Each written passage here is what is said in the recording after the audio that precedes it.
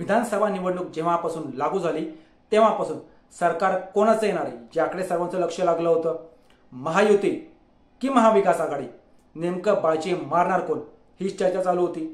आणि मागील 5 वर्षांचा एकंदरीत विचार जर केला तर राज्यातील राजकारणात बरीच समीकरणं बदलली होती।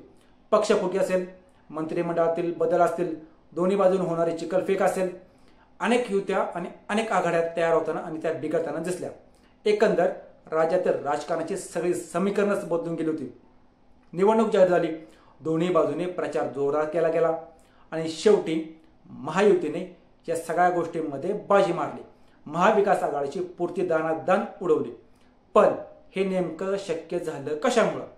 तर आणि याचं उत्तर एकच मिळतं, ते म्हणजे महिलांसाठी राबवण्यात आलेली माझी लाडकी बहीण योजना। नमस्कार, मी किशोर वलकवडे आणि आपण पाहतात विषयच वेगळा। निवडणुकीच्या काही महिने अगोदर शिंदे सरकारने एक योजना महिलांसाठी राबवली आणि या योजनेचं नाव ठेवलं माझी लाडकी बहीण योजना। या योजनेत महिलांना त्यांच्या खात्यात प्रत्येकी 1500 रुपये मिळणार होते, जे त्यांच्या बँक अकाउंटला जमा होणार होते सरकारतर्फे। ही योजना लागू केली तेव्हा या योजनेत काही जाचकाठी होत्या, जसं की कार नसले पाहिजे, 2 टू व्हीलर नसल्या पाहिजे, 2.5 लाखाच्या आत उत्पन्न असलं पाहिजे, अशा काही जाचकाठी होत्या। त्या अटीनंतर काढून टाकण्यात आल्या, कारण याचा फायदा जास्तीत जास्त महिलांना घेता यावा म्हणून। आणि साधारणपणे 2 कोटीपेक्षा जास्त महिलांनी अर्ज भरला। आता हा अर्ज भरल्यानंतर त्यांना पैसे मंजूर होत गेले, या योजनेचा लाभ त्या महिलांना मिळाला आणि त्यांच्या बँक खात्यात दरमहा 1500 रुपये जमा होत गेले किंवा ते सरकारकडनं करण्यात येतं असं आपण म्हणू। आणि निवडणूक आचारसंहितेपूर्वी तर महिलांच्या खात्यावर 2 महिन्यांचे पैसे हे ॲडव्हान्समध्ये जमा केले गेले, म्हणजे प्रत्येकी 3000 रुपये जमा करण्यात आले। आणि प्रचार करताना हाच महत्त्वाचा मुद्दा महायुतीकडून जनतेसमोर ठेवण्यात आला। महायुतीने जागा वाटप अगदी सोपे करून टाकले, बंडखोरांचे बंड वेळेस थोपवले, तर महाविकास आघाडीचे नेते मात्र जागा वाटप करण्यात आणि आपल्याच पक्षाचा मुख्यमंत्री होणार हे जाहीर करण्यात व्यस्त होते।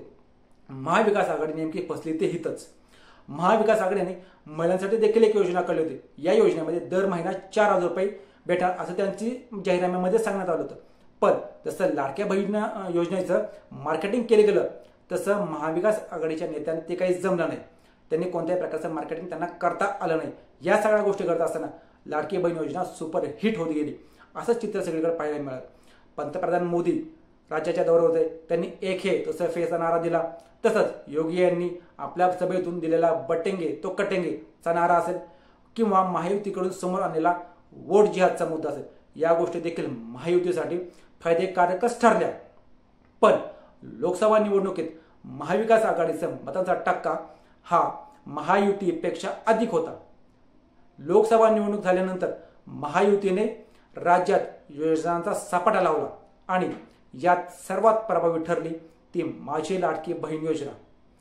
तर निवडणूक झाल्यानंतर माध्यमांना दिलेल्या प्रतिक्रिया ज्या काही होत्या त्या पण देताना अजितदादांनी हे सांगितलं होतं की अजितदादांनी सुद्धा हीच गोष्ट मान्य केली होती की जे काही योजना आम्ही राबवली माझी लाडकी बहीण ती सुपरहिट ठरली, त्याचाच फायदा काय। एकनाथ शिंदेंनी सुद्धा सांगितलं की लाडक्या बहिणीमुळेच मोठा विजय मिळाला। असं एकंदर पाहता महायुतीच्या विजयामध्ये शिल्पकार कोण असेल तर माझी लाडकी बहीण योजना। तर तुम्हाला काय वाटतं ते आम्हाला कमेंट करून सांगा आणि असेच नवनवीन व्हिडिओ पाहण्यासाठी आमच्या चॅनलला सबस्क्राईब करून व्हिडिओला लाईक करा।